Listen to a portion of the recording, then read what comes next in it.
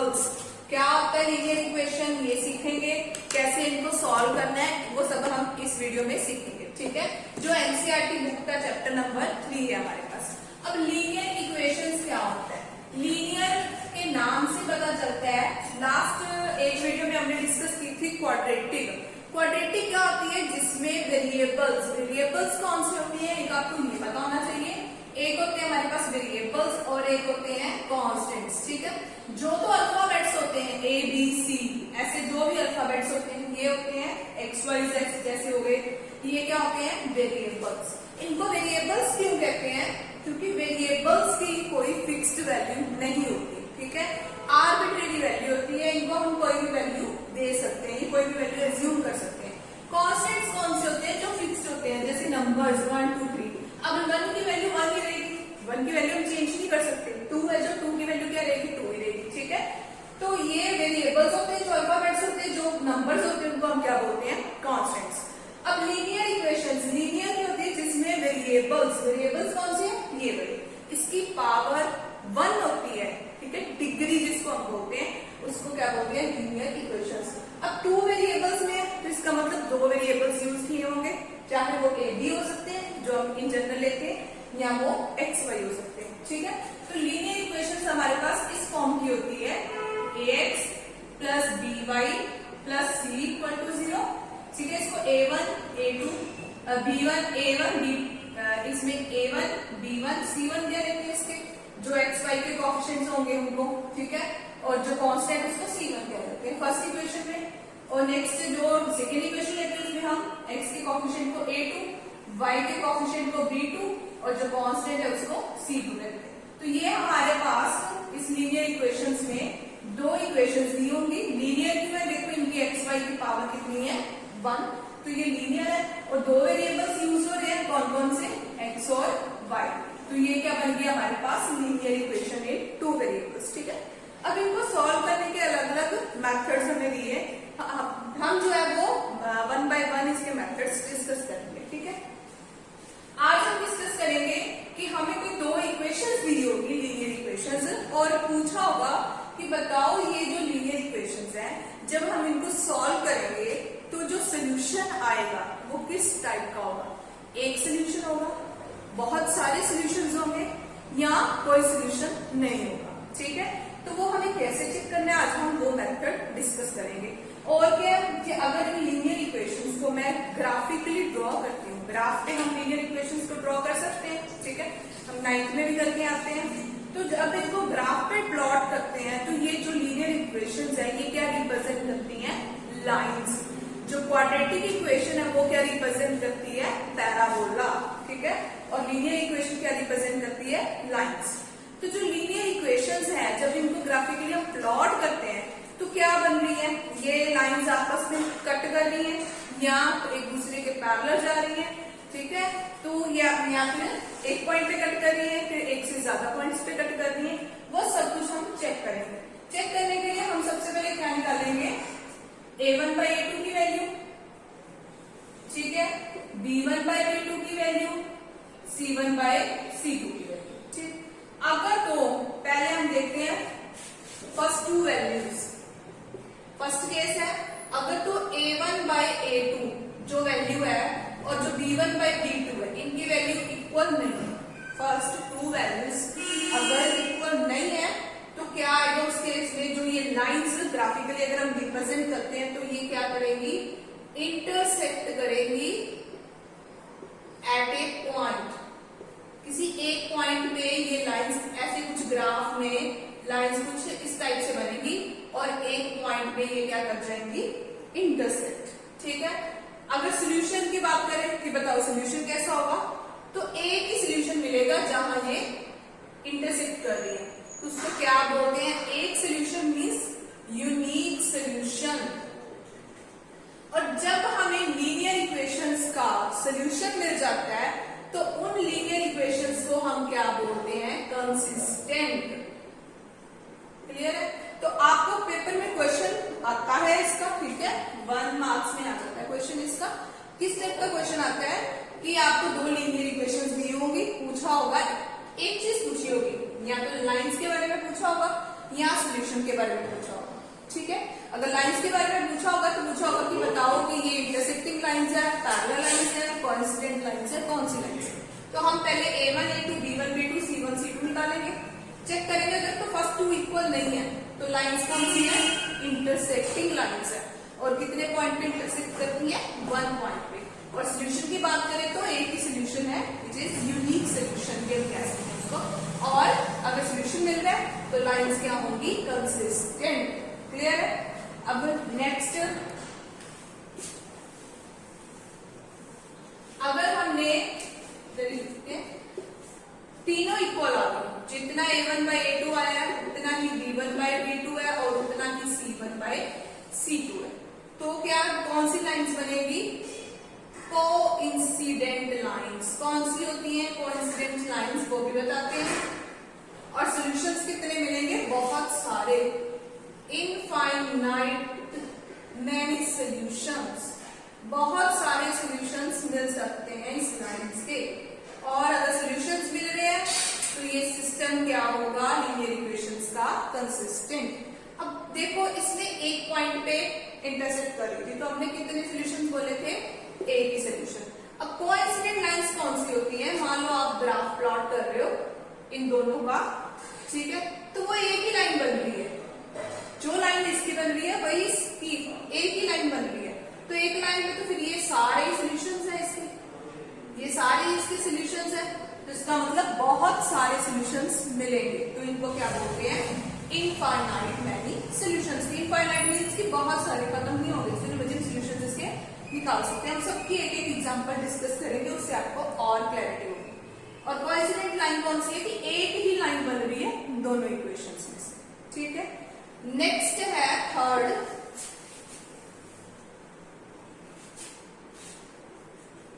अगर A1 by A2 और B1 by B2 तो इक्वल हो गए, बट ये C1 और C2 के इक्वल नहीं है। पहले में क्या था, फर्स्ट टू नॉट इक्वल है, सेकंड में क्या है, तीनों इक्वल है, और थर्ड में क्या है कि पहले दो तो इक्वल है बट थर्ड के इक्वल नहीं है। उस केस में लाइंस कौन सी बनेगी, पैरेलल लाइंस बनेगी।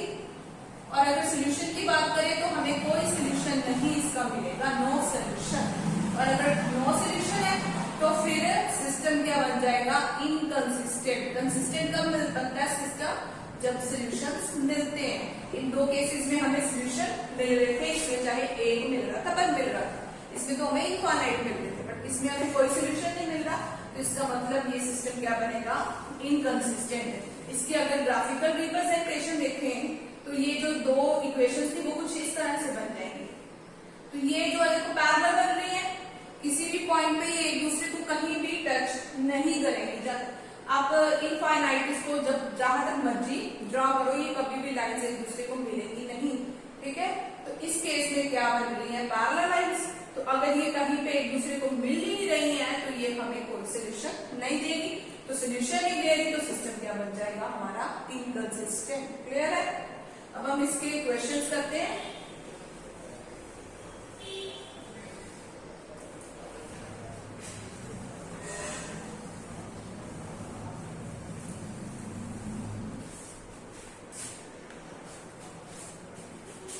फर्स्ट क्वेश्चन है इसका,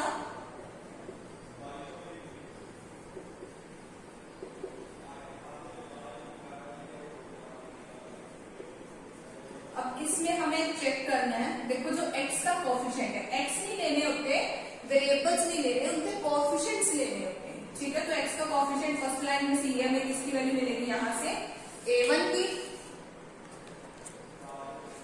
यहाँ से हमें वैल्यू मिल जाएगी A1, ये हमारा क्या होगा B1। अगर माइनस है तो हमने लगाना है, क्योंकि हमने लीनियर इक्वेशंस देखी थी वो पॉजिटिव साइन में होती है, ठीक है। और ये क्या है C1, ये A2 B2 और ये क्या है C2, ठीक है। माइनस को छोड़ना नहीं है, क्योंकि कई बार माइनस का ही फर्क रह जाता है तो क्वेश्चन हमारा रॉन्ग हो जाता है, ठीक है। तो अगर माइनस है वो भी कंसीडर करेंगे। अब हम क्या निकालेंगे, A1 by A2 वो कितना है 5/7, B1 by B2 निकालेंगे वो कितना -4/6। अगर कटिंग होती है तो कटिंग करनी है, कई बार कटिंग करके अक्सर इक्वल आ जाता है। और C1 by C2 निकालेंगे तो वो कितना आएगा 8/-8/9। अब फर्स्ट टू चेक किए, फर्स्ट टू इक्वल नहीं है, तो A1 by A2 not equals to B1 by B2। तो ये फर्स्ट केस बन गया। अब इसमें अगर मैं पूछूं कि बताओ कौन सी लाइंस है, तो कौन सी लाइंस बन रही है, इंटरसेक्टिंग लाइंस। और अगर सोल्यूशन की बात करें कि कौन सा सोल्यूशन मिल रहा है, तो यूनिक सोल्यूशन। ये हमारा एक्सरसाइज 3.2 का क्वेश्चन नंबर 2 है, इसका ये फर्स्ट पार्ट है। जो फर्स्ट क्वेश्चन था वो ग्राफिकली था, ठीक है। इसका एक और पार्ट डिस्कस करते हैं।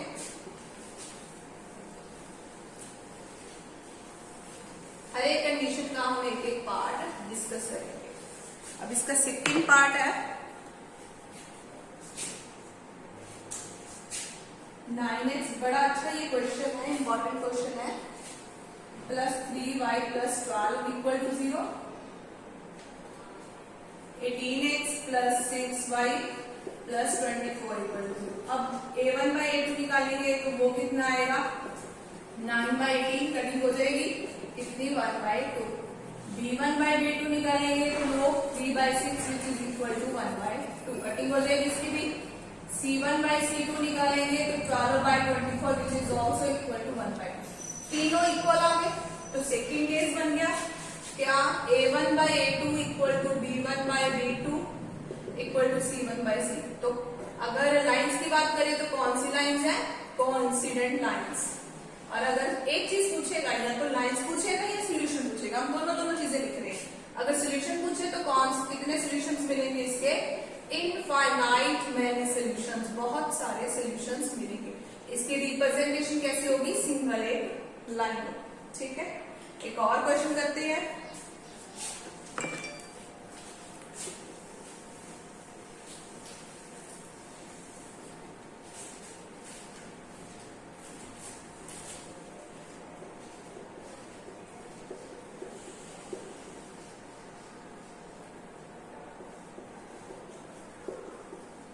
अब इसमें चेक करते हैं a1/a2 क्या आएगा, 6/2 = 3 कटिंग हो जाएगी। b1/b2 -3 -1, अगर माइनस है तो हम माइनस लेंगे, ठीक है, also = 3।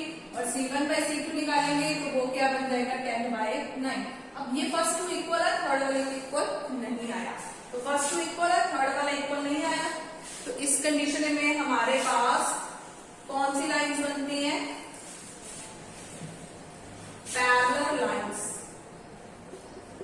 और अगर सोल्यूशन की बात करें तो नो सोल्यूशन। कुछ इस तरह से इसका ग्राफ होगा। अगर आप इसका ग्राफ ड्रॉ करो तो पैरेलल जाएगा, कहीं भी ये कट नहीं करेगी, तो इसलिए हमें इसका कोई भी सोल्यूशन नहीं मिलेगा। क्लियर हो गए इस टाइप के क्वेश्चंस। ये बड़ा अच्छा कंसेप्ट है, इंपॉर्टेंट क्वेश्चन है।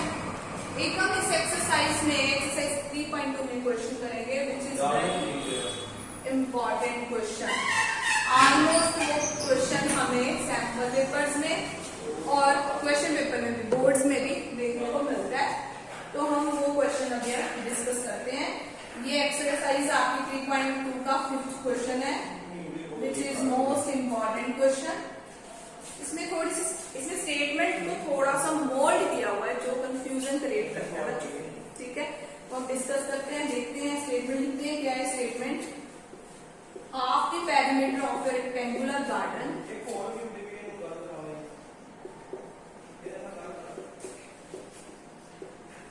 इसमें जो स्टेटमेंट दे रखी है ना, वो थोड़ी ब्रेक कर करके मोल्ड करके दी हुई है, ठीक है। whose length is डायरेक्टली दी, जिसके कारण बच्चों को कंफ्यूजन होती है। whose length is 4 meter more than its width। किसकी बात की हुई है इसमें, एक rectangular garden. whose length is 4 meter more than its width is 36 meter। find dimensions of garden। एक गार्डन की बात की हुई है इसमें। स्टेटमेंट एक बार फिर से हम रीड करते हैं, बहुत इंपॉर्टेंट, बहुत अच्छा क्वेश्चन है ये।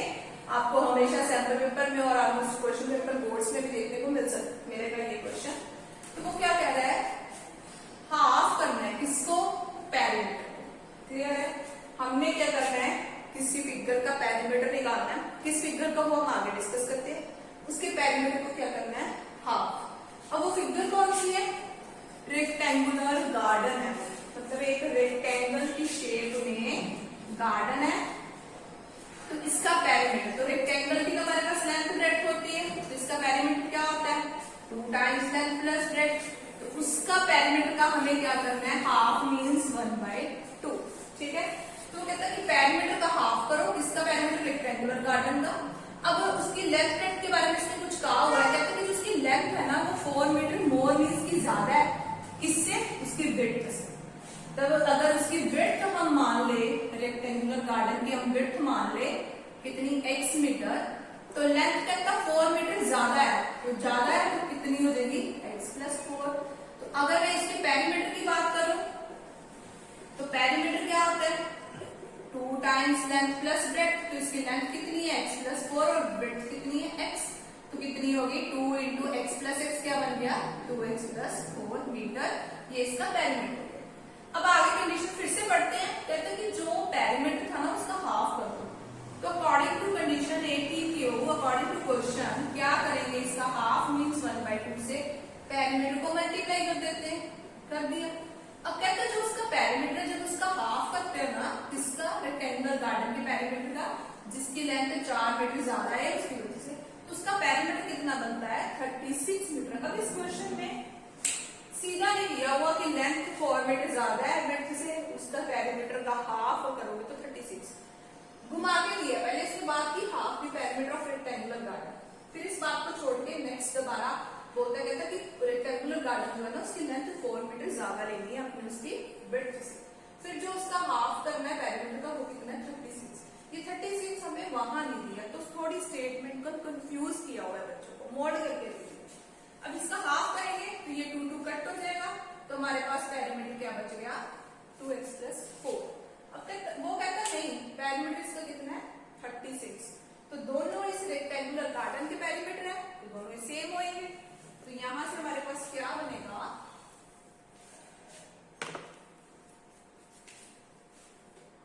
2x + 4 = 36, तो +4 उधर जाएगा, 36 - 4 विच इज इक्वल टू 32, तो x कितना आ जाएगा 2 मल्टीप्लाई में, तो उधर जाके डिवाइड हो जाएगा 16। इसका मतलब जो लेंथ थी हमारे पास वो कितनी आ गई 16 मीटर। हमें डायमेंशंस पूछी है, डायमेंशन मींस उसने लेंथ ब्रेड्थ पूछी है,